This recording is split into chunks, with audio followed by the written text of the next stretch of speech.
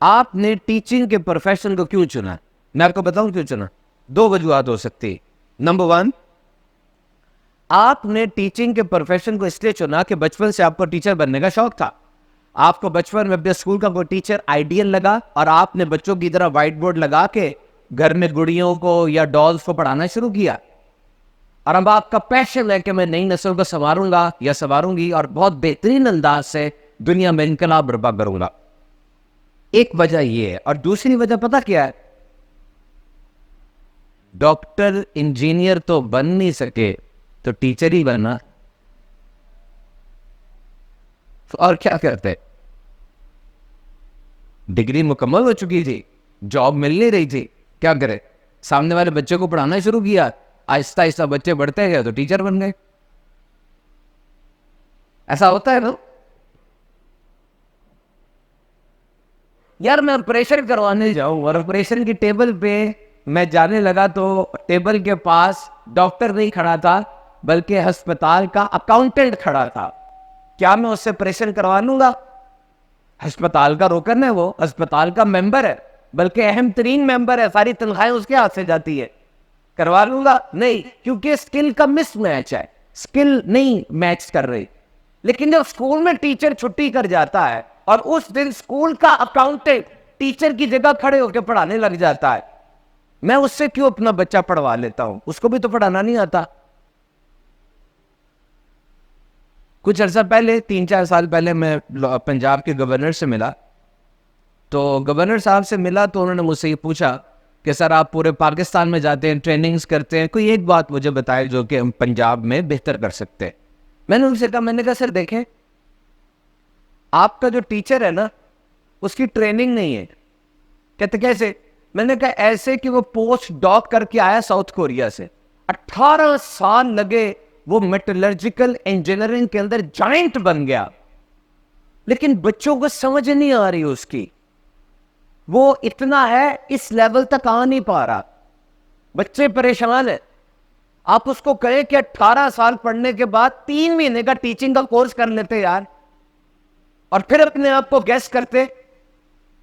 Teaching is an art and every body is not an artist. لے جاؤ جملہ یہ, teaching is an art and every body is not an artist. پڑھانا ایک فن ہے اور ہر بندہ فنکار نہیں ہوتا. اس فن کو حاصل کرنا کبھی کبھار نیچرل ہوتا ہے, کبھی کبھار ریکوائر کیا جاتا ہے. You need to be an artist to be a teacher, to be a good teacher. اچھا یہ یاد رکھے کہ بہترین ٹیچر کی ایک خوبی میں آپ کو بتاتا ہوں. بہترین ٹیچر وہ ہوتا ہے جو ہمیشہ اپنے طالب العلم کو اپنا سکا بچہ سمجھتا ہے. یہ میں کیسے کہہ رہا ہوں؟ میرا سکا بچہ ہے نا, وہ تتلا کے بولتا ہے, اڑ کے بولتا ہے, سٹر کرتا ہے. کیا میں اپنے بچے کی یہ خامی دنیا کو بتاؤں گا؟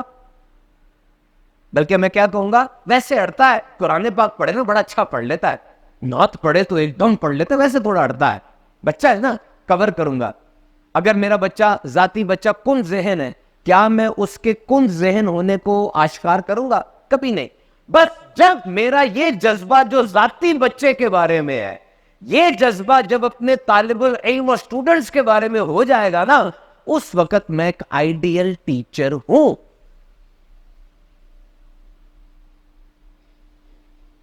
بڑی تحقیق کی میں نے اس میں, بڑی جگہوں پہ ٹیچرز کے اندر لیکچر دینے کی سعادت مجھے حاصل ہوئی. آپ بڑے عظیم لوگ ہیں یار, آپ عام آدمی نہیں ہیں, بہت عظیم لوگ ہیں, آپ کو اندازہ ہی نہیں ہے. آپ کوئی مستری نہیں ہے کہ پیچھے سے جیپ آ رہی ہوگی, ٹھک ٹھک کی آواز آ رہی تو ٹھاٹا کیا تو ٹھیک کر دیا. یہ آپ کا پیشہ نہیں ہے. ڈاکٹر اور ٹیچر, کیا شان ہے آپ لوگوں, کیا کمال ہے. تھوڑا سا احساس کریں اس بات کا. معلم انسانیت کا جو پیشہ تھا, آپ کا جو کام تھا, جس وجہ سے آپ کی بے-عزت ہوئی, اس کی ڈیوٹی کا ایک جز تھا, وہ کام آپ کر رہے. میں اسپتال میں گیا, ڈاکٹر اور نرس نا بیٹھ کے باتیں کر رہے تھے. ایک ماں جی آئی, کراہ رہی تھی, بڑی پریشان تھی. ڈاکٹر اور نرس آپس میں بیٹھ کے کہکے لگا کے ہنس رہے. مجھے بیماری کا بھی پتا تھا ماں جی کا, ڈاکٹر کو بھی میں جانتا تھا. میں نے ڈاکٹر صاحب سے پتا کہ میں کہا ڈاکٹر صاحب دیکھیے, مجھے پتا ہے کہ اس کو ایک اومیپرازول اور ایک ڈکلوران لگے گا تو وہی ٹھیک ہو جائے گی. آپ کو بھی اس بات کا پتہ ہے. آپ کے لیے یہ مائی ریگولر ہے, آتی جا رہی ہے, رو رہی ہے, جبکہ اس بیٹے کے لیے یہ ریگولر نہیں ہے. اس کی ماں پہلے دن آج جس طرح تڑپی ہے, آپ کا رویہ وارڈ میں ویسا نہیں تھا جیسا ہونا چاہیے تھا. آپ کے لیے ریگولر دن ہے آج. آپ ٹیچر ہیں, آئے, آپ کھڑے, آپ نے پڑھانا شروع کیا. اس بچے کے لیے ریگولر دن نہیں ہے. اس کی زندگی کی پزل میں آج ایک ٹکڑا اور رکھا جانا ہے. آپ اس کو کیسے ریگولر دن سمجھ رہے ہیں؟ یاد رکھ لینا, ٹیچنگ کے اندر سب سے اہم ترین چیز آج لے جاؤ, یہ لکھ لو اور سننے سے پہلے نیت کر لو, یہ اپنی زندگی میں لے کر آؤ گے. ٹیچنگ کے پروسیس میں جب سے یہ دنیا بنی ہے آج تک, یہ ایک چیز نہ ہو یہ پروسیس کبھی مکمل نہیں ہو سکتا. اور یہ ایک چیز اگر آ جائے تو یہ پروسیس پیک پر پہنچ جاتا ہے. اور وہ کون سی ہے؟ عقیدت, وینریشن, رسپیکٹ. اگر بچے آپ سے عقیدت نہیں نہ رکھتے, آپ کی ٹیچنگ مکمل نہیں ہے. اور یاد رکھو, جب بچوں کو استاد سے عقیدت ہو جاتی ہے نا, احترام آ جاتا ہے, دن میں رسپیکٹ آ جاتی ہے, پھر کھڑے ہو کے بولنے کی ضرورت نہیں رہتی. ٹیچر کا چل کے آنا, ہاتھوں کو ہلانا, مسکرانا, بلکہ تنہائی میں بیٹھ کے اس بچے کا اپنے ٹیچر کو سوچنا, یہ سارا تدریس بن جاتا ہے. نہیں سمجھ آئی؟ غلط کہہ رہا ہوں؟ عقیدت کون پیدا کرے گا؟ اس بچے کے اندر اتنی عقل ہے کہ پیدا کرے. تم کلاس میں بیٹھ کے زو مانی مذاق کر رہے ہو, تم کلاس میں بیٹھ کے گانوں کی باتیں کر رہے ہو, اب سمجھتے ہو کہ بچے میں عقیدت پیدا ہو جائے گی. وہ بچہ ہے, سیکھو کب بچے کو کوچ کرنا ہوتا ہے, کب ٹرین کرنا ہوتا ہے, کب سختی کرنی ہوتی ہے.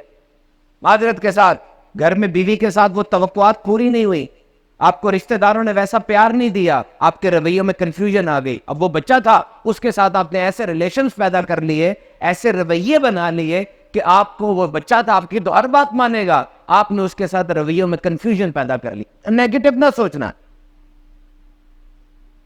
پہلے 5 سال بچے کو ٹرین کیا جاتا ہے, اگلے 5 سال بچے کو کوچ کیا جاتا ہے, اگلے 5 سال بچے کے ساتھ دوست بن کے رہا جاتا ہے. اور جب بچہ ٹین ایجر بن جائے, اب اپنی زبان کو تھوڑا خیال سے استعمال کرو, وہ ٹین ایجر بن گیا ہے, کیپ میں آپ سے وہ